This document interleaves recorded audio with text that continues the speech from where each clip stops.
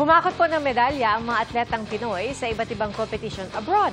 Kabilang na ang ama ng Pinoy Olympia na si EJ Obiena. Ang mga good news sa sports sa pagtutok ni Darlene Cai. Ang tindig at tayog ng talunayan patunay raw sa kasabihang like father, like son.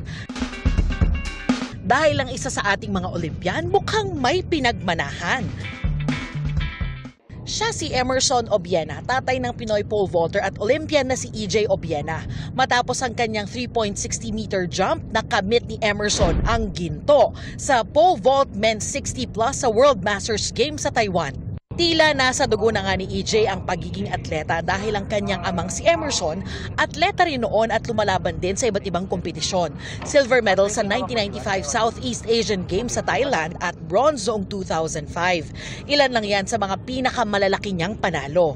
Si Emerson ang kasalukuyang coach ng national team ng Philippine Sports Commission at head coach ng Boys Athletics ng University of Santo Tomas. Isa rin siya sa mga unang humasa at naging katuwang sa pag-ensayo ni EJ sa pole vault noon.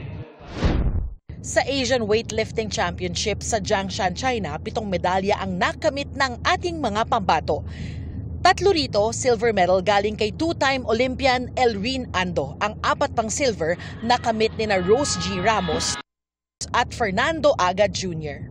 Tagumpay at umangat ang husay at lakas ng 3 Filipino weightlifters sa snatch at clean and jerk.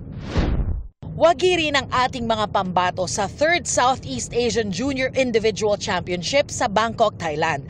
Nakaginto ang Kayod Pilipinas junior player na si Ashton Rain Medino.